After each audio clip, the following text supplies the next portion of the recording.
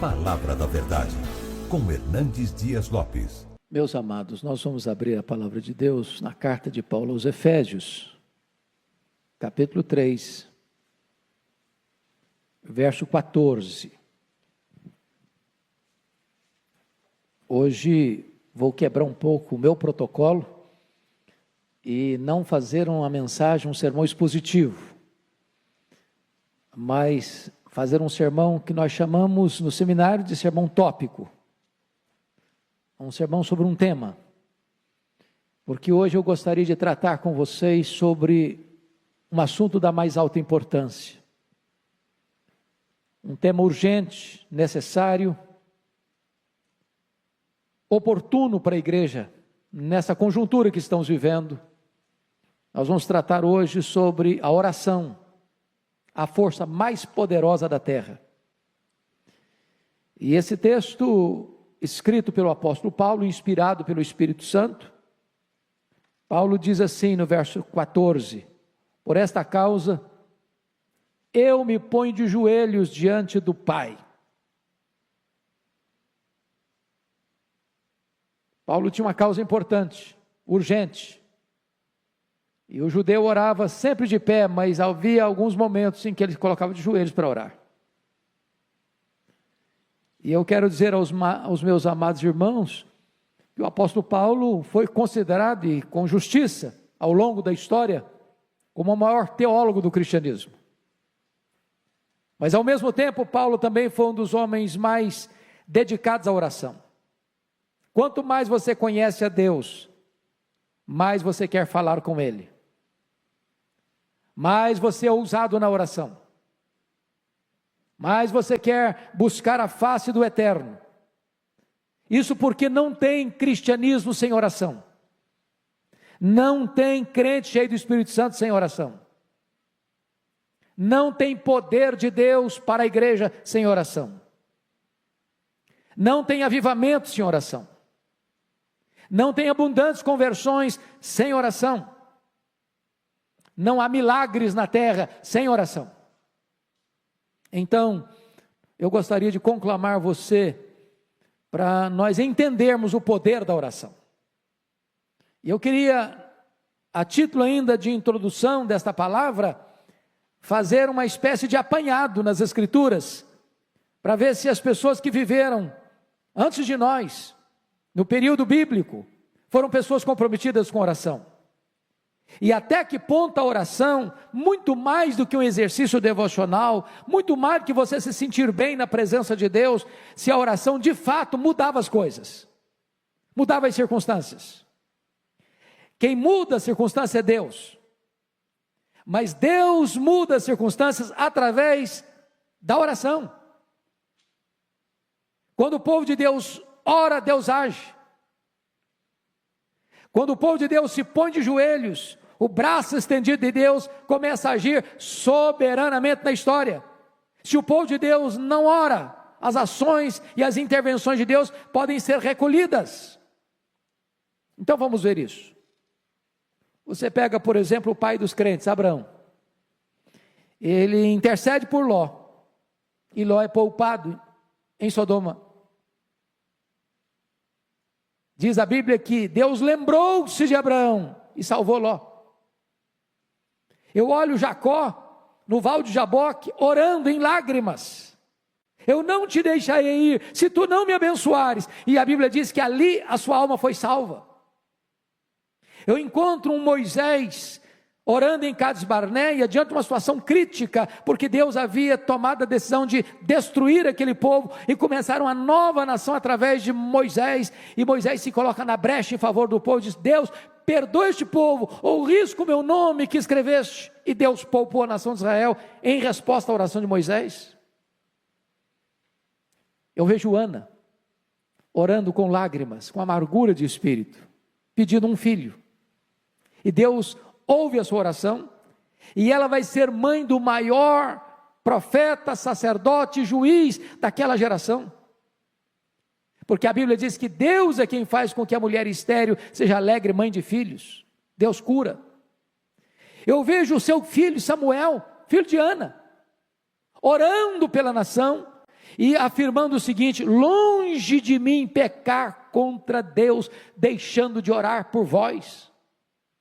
Eu encontro Ezequias orando a Deus diante de uma sentença de morte, enviada pelo próprio Deus: põe em ordem a tua casa, porque morrerás e não viverás. E diz a Escritura que ele se volta para a parede, e ele ora intensamente, e ele chora copiosamente, e Deus responde rapidamente, revertendo o quadro, revertendo o diagnóstico, revertendo a sentença de morte.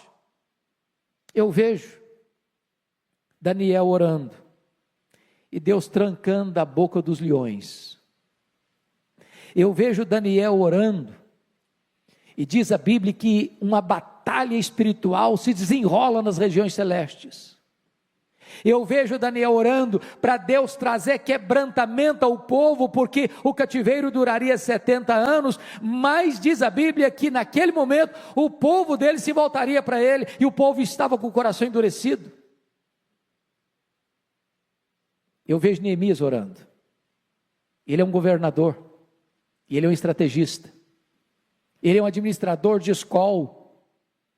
Eu vejo Neemias orando, e a cidade de Jerusalém, que estava há 142 anos debaixo de escombro, e ele pela oração se põe nas mãos de Deus, e se coloca à disposição de Deus, e a cidade é restaurada, e os muros são erguidos em 52 dias. Eu vejo Jesus orando, no Rio Jordão, os céus se abrem, o Espírito Santo desce, e o Pai fala: este é o meu filho, o meu amado, o meu escolhido, nele eu tenho todo o meu prazer. Eu vejo, irmãos amados, o apóstolo Paulo orando, logo depois da sua conversão. Esse homem ora na praia, esse homem ora na sinagoga, esse homem ora no templo, esse homem ora na prisão. Esse homem é um homem que ora sem cessar, e agora ele está diante de Deus, dizendo: por esta causa eu me ponho de joelhos. Eu vejo os discípulos orando, unânimes, em oração, perseverando, em obediência à orientação de Jesus: permanecei na cidade, até que do alto sejais revestidos de poder. E durante 10 dias, 120 pessoas oram com a sua alma, com o seu coração, com o seu propósito, e os céus se fendem, e o Espírito Santo desce, e eles são revestidos com poder. Eu vejo os crentes da igreja primitiva orando, diante das ameaças, dos perigos, e diz a Bíblia que a casa treme, o Espírito Santo desce, e eles são cheios do Espírito Santo, e começam a pregar a palavra com toda a autoridade, ou com todo o poder. Eu olho para a história da igreja, e eu vejo os pais da igreja orando, eu vejo os mártires orando, eu vejo os reformadores orando, eu vejo os puritanos orando, eu vejo os avivalistas orando, eu vejo a igreja de joelhos, e quando a igreja ora, ela marcha resolutamente. Então, dito isto, eu gostaria de olhar com vocês alguns pontos para destaque. A primeira coisa, irmãos, é que a igreja cristã recebe poder do Espírito Santo quando ela ora. A igreja está precisando do Espírito Santo, irmãos. Primeiro, porque tem muita gente, mundo afora, desistindo do Evangelho, se apostatando da fé, igrejas fechando, denominações morrendo, denominações históricas perdendo milhares e milhares de membros todos os anos, seminários que outrora formaram pastores, missionários, hoje ensinam ceticismo, apostasia. É hora da igreja orar, para Deus reverter esse quadro, para Deus trazer um avivamento na Europa, na América, no Brasil, no mundo. Quando aqueles discípulos se reuniram no cenáculo, e todos perseveraram unânimes em oração, durante 10 dias, o Espírito Santo desceu sobre eles. Eu vejo os apóstolos diante de uma demanda enorme de assistência social, quando as viúvas dos helenistas estavam sendo esquecidos, eles tomaram a decisão: vamos nos consagrar à oração e ao ministério da palavra, e vamos nomear homens cheios do Espírito Santo e cheios de fé, para tomarem conta da diaconia das mesas. Vamos nos concentrar na vida de oração. Eu vejo, queridos irmãos, que a igreja precisa orar. Mais do que nunca precisa orar numa crise como esta. Mas em segundo lugar, eu quero destacar que a oração é a base do avivamento da igreja. Como nós precisamos desse avivamento, irmãos. Nós não gostaríamos apenas de ler sobre o avivamento, de dizer para o povo: olha, houve um tempo em que Deus visitou o seu povo, em que Deus derramou o Espírito Santo. É gostoso ler, é importante ler o que Deus fez no passado em Jerusalém, o que Deus fez no passado em Antioquia da Síria, o que Deus fez no passado em Éfeso, o que Deus fez no passado lá nos primeiros séculos do cristianismo, o que Deus fez no passado lá na Reforma, o que Deus fez no passado lá na Inglaterra, John Wesley, o que Deus fez no passado lá nos Estados Unidos, no século XIX, com Dwight Lyman Moody, o que Deus está fazendo em outros lugares, mas nós queremos também aqui.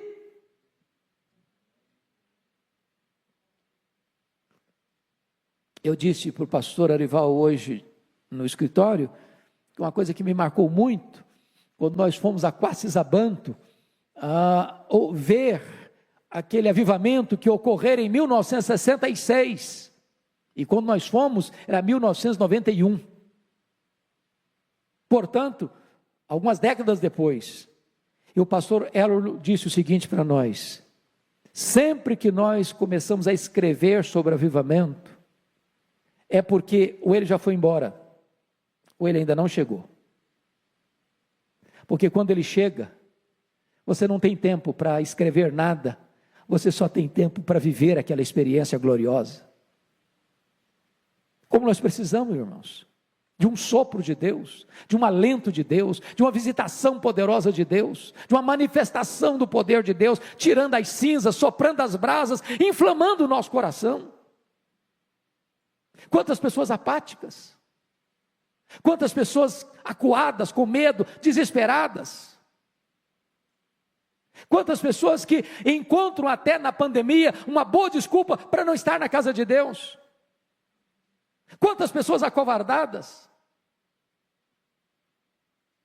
E hoje eu disse para o pastor Arival, quando entrei, me emocionei muito de ver essa querida irmã aqui no banco da frente, num balão de oxigênio, na casa de Deus.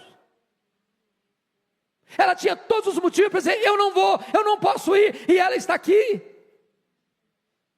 Quanta gente com saúde, que arranja uma boa desculpa para não vir.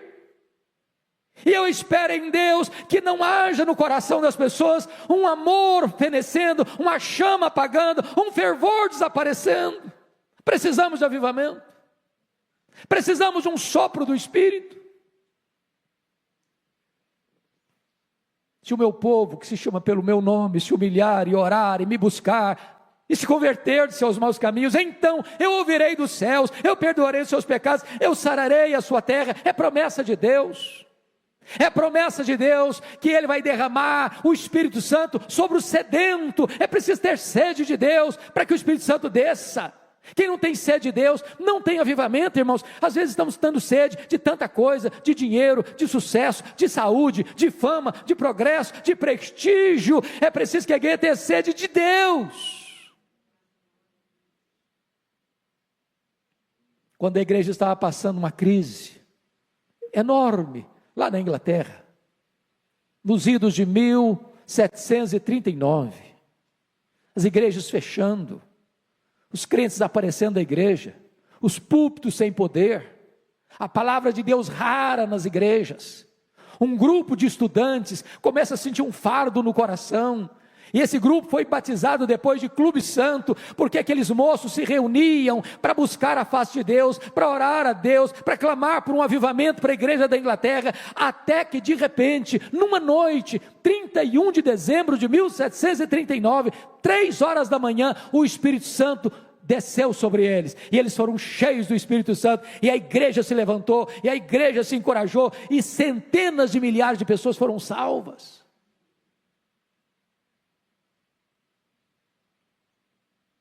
No século XIX, novamente, quando a Inglaterra estava varrida pelo liberalismo teológico, Deus levantou um homem chamado Charles Haddon Spurgeon, E aquele homem pregava para 12 mil pessoas todo domingo, todo domingo, todo domingo. E alguém perguntou: mas qual é o segredo de tanta gente vir, e de tantas mudanças, de tantas conversões, de tanta manifestação do poder de Deus? Ele disse: é a reunião de oração da igreja na segunda-feira. Essa reunião de oração é a usina de poder da igreja.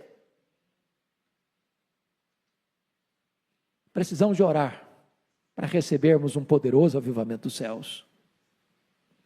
Mas em terceiro lugar, irmãos, prestem bem atenção nisso: a oração é a base para a restauração de uma nação. Preste atenção nisso: quem muda a nação não são os políticos. A igreja precisa entender que está na mão da igreja esta usina de poder, esta arma mais poderosa do mundo. É Deus quem põe no trono e tira do trono. É Deus quem levanta uma nação e faz baixar uma nação, cair uma nação. Olha para a história e você verá isso. Quando Ezequias orou, diz a Bíblia que Deus livrou Jerusalém e o seu reino, o reino de Judá, de um ataque terrível, de um poderosíssimo império que já havia derrubado o reino do norte, Samaria. Deus poupou a nação em resposta à oração do líder daquela nação. O doutor Edwin Orr, que talvez foi a maior autoridade sobre o avivamento no século XX, que esteve aqui no Brasil, no centenário da Igreja Presbiteriana do Brasil, narra sobre o colapso econômico que atingiu os Estados Unidos nos idos de 1850. Ele diz que naquela época os bancos faliram e fracassaram. Os empresários estavam em crise. As estradas de ferro faliram. As fábricas fecharam. Milhões de trabalhadores desempregados. É um cenário muito parecido, às vezes, com o que nós estamos começando a assistir no Brasil e no mundo. A economia colapsando.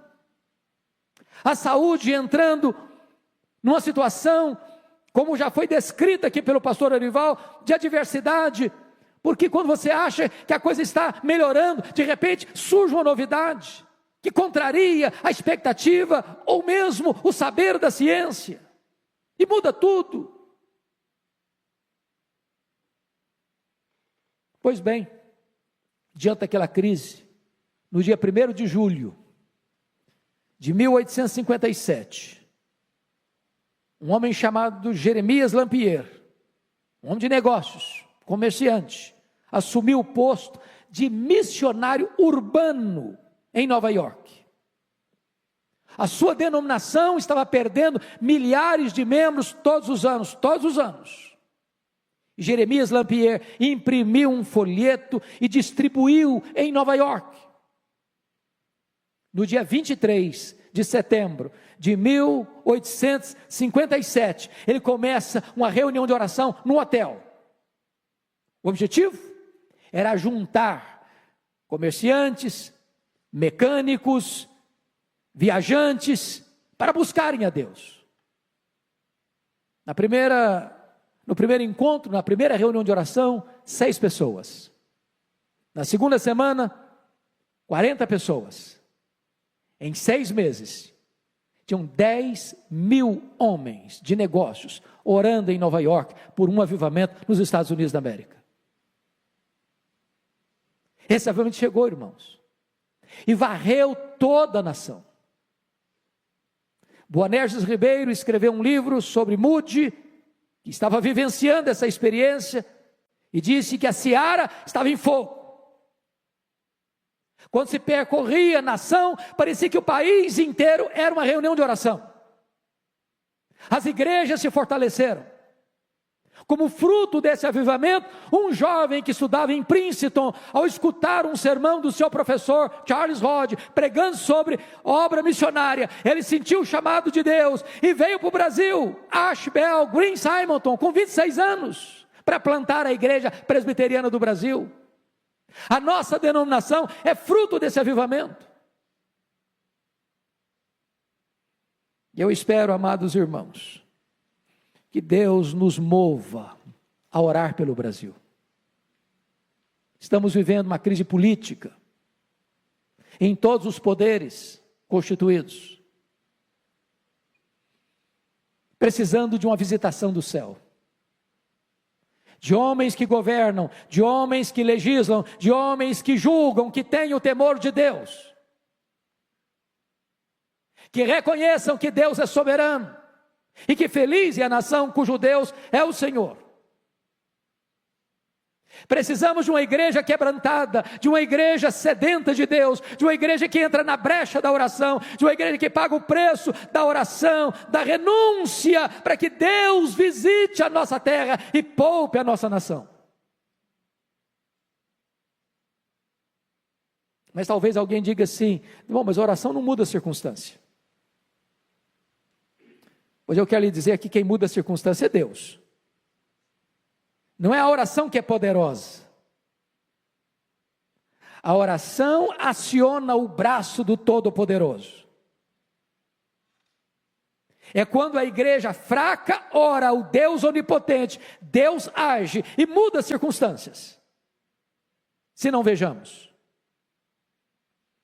Está escrito na Bíblia que quando, numa batalha, Moisés estendia as mãos, intercedendo pelos soldados que estavam no campo, enquanto ele orava, com as mãos estendidas, os seus soldados prevaleciam. Se as orações cessavam e os braços encolhiam, o inimigo prevalecia. Quando a igreja ora, Deus age. Quando a igreja ora, Deus faz o inimigo recuar. Quando a igreja ora, os milagres de Deus acontecem. Segundo exemplo que eu lhes dou, o próprio rei Ezequias. Porque duas coisas estavam acontecendo. Ezequias começa a reinar com 25 anos. Ele reina 29 anos. Quando ele estava com 39 anos de idade, ele enfrenta dois problemas impossíveis de serem resolvidos pelo engenho humano. Primeiro, um ataque militar do mais poderoso império do mundo, o Império Assírio, maior império da época. Já tinha derrubado Samaria. Agora cerca Jerusalém, tem 185 mil soldados na época, mais do que a população de Jerusalém, cercando a cidade. E o rei manda um recado, e o comandante manda um recado para o rei Ezequias: pode se render, porque Deus nenhum pode livrar você da minha mão. Diz a Bíblia que Ezequias orou, e Deus mandou um anjo, e matou naquela noite 185 mil soldados assírios, e libertou Jerusalém, em resposta à oração. Mas uma segunda situação que mudou, é que diz a Bíblia que este rei, com 39 anos de idade, embora rico, poderoso, ele enfrenta uma enfermidade, uma úlcera. Nenhum médico podia tratá-lo, nenhuma medicina podia curá-lo. E a ordem de Deus para ele, por meio do profeta Isaías, foi: põe em ordem a tua casa, porque morrerás e não viverás. Pois diz a Bíblia que ele se voltou para a parede, orou e chorou. E Deus reverteu o quadro, e Deus suspendeu a sentença de morte, e lhe deu mais 15 anos de vida. Deus muda as circunstâncias em resposta às orações. Deixa eu lhe dar um terceiro exemplo. Está lá em Atos capítulo 12. O rei Herodes Agripa I já tinha passado ao fio da espada e degolado Tiago, irmão de João. E tinha colocado Pedro numa prisão de segurança máxima, com 3 escoltas de 4 soldados cada uma, aguardando o final da festa para matá-lo. E diz a Escritura que a igreja estava em oração. E em resposta à oração da igreja, um anjo de Deus é escalado para ir lá na prisão, acordar Pedro. Fica de pé, bota a sua sandália, bota a sua roupa, e tira Pedro da prisão de segurança máxima, abrindo as portas de ferro, abrindo o portão de ferro, quebrando as cadeias e libertando aquele apóstolo. Porque aquilo que o homem não pode fazer, Deus faz em resposta à oração. Talvez você diga, bom, mas isso aconteceu no período bíblico. Mas deixa eu só lhe dar um exemplo nosso aqui. Se você um dia tiver a paciência de ler o prefácio de Dona Eusa Lidório, ao livro que tive a bênção de escrever, Mães Intercessoras, você vai ver lá o relato de Dona Eusa Lidório, mãe de Ronaldo Almeida Lidório. Quando ele estava pregando no Peru, entre o Sendero Luminoso, quando aqueles terroristas entraram dentro da igreja onde Ronaldo estava pregando, e botaram a mão nele, e o encapuzaram, e o jogaram dentro de um carro, e levaram-no para o paredão onde eram fuzilados. E naquela noite, a sua mãe, sem saber do que estava ocorrendo, foi despertada na noite, com um forte peso no coração. Ela disse, meu Deus, eu não sei o que está acontecendo com meu filho, mas eu me coloco na brecha em favor dele. Livra o meu filho, livra o meu filho, livra o meu filho. E quando ele estava para ser fuzilado, passa um carro em alta velocidade, para, e pega o Ronaldo, e o tira das mãos do Sendero Luminoso, e ele é poupado. Porque Deus muda as circunstâncias em resposta às orações. Ainda hoje, Deus é o mesmo, Deus faz o mesmo, onde Ele quer, com quem Ele quer, para a glória do seu nome. Mas eu queria concluir, dizendo a você que, em quinto e último lugar, a oração nos capacita a enfrentar os grandes dramas da nossa vida pessoal. Está escrito no Salmo 50, versículo 15: invoca-me no dia da angústia, eu te livrarei, e tu me glorificarás. Aqui uma ordem: invoca-me no dia da angústia. Aqui uma promessa: eu te livrarei. Aqui um resultado: e tu me glorificarás. Eu não sei qual a angústia que você passa, eu não sei qual a angústia que você enfrenta, eu não sei qual a crise que bate à sua porta, eu não sei qual a causa que você tem, que só um milagre resolve. Quem está te dando essa orientação é o próprio Deus Todo-Poderoso. Invoca-me nesse dia, eu te livrarei e tu me glorificarás. Eu vejo Davi chegando em Ziclag com seus companheiros, e quando ele chega e vê a cidade queimada, vê a cidade ferida, vê os filhos, as filhas, as mulheres levados cativos pelos amalequitas, os terroristas do deserto. E diz a Bíblia que ele chora até não ter mais forças para chorar ao ver esse quadro. Seus homens estão revoltados com ele por causa dos seus filhos e filhas e querem apedrejá-lo. E naquela circunstância, Davi se reanimou no Senhor seu Deus e pôs-se a buscar a Deus em oração. E ele faz uma oração e pergunta: perseguirei eu o bando? Alcançá-lo-ei? Em outras palavras, Deus, eu vou aceitar passivamente a decretação da derrota na minha vida, na minha família, na família dos meus amigos, ou eu vou reagir? E Deus diz para ele: reage, Davi, porque tudo que o inimigo tomou de você, você vai trazer de volta. E Deus reverteu aquele quadro. E eles foram, e eles lutaram, e eles venceram, e eles tomaram de volta os filhos, as filhas, as mulheres, os despojos, tudo Davi tornou a trazer. Sabe por quê? Porque Deus responde às orações e reverte as situações mais difíceis, até mesmo impossíveis.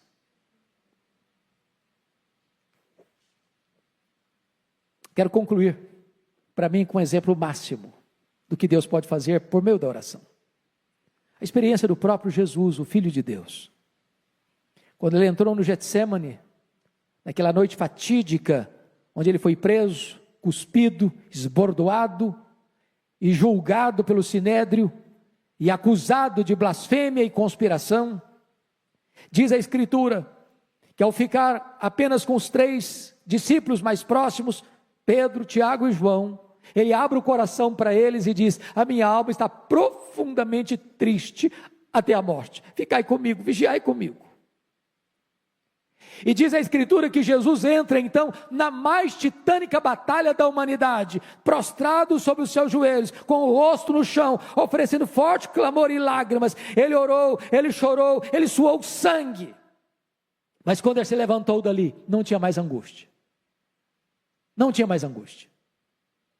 Agora os inimigos chegaram, armados até os dentes, e ele que se apresenta e pergunta: quem vós buscais? A Jesus o Nazareno. Pois sou eu. E caíram por terra. A partir daqui ele é espancado, ele é cuspido, ele é esbordoado, está firme como uma rocha. A partir daqui ele carrega o lenho sobre as ruas apinhadas de Jerusalém. As mulheres choram e ele diz: por que vocês estão chorando? Não chorem por mim, chorem por vocês, chorem pelos seus filhos. A partir daqui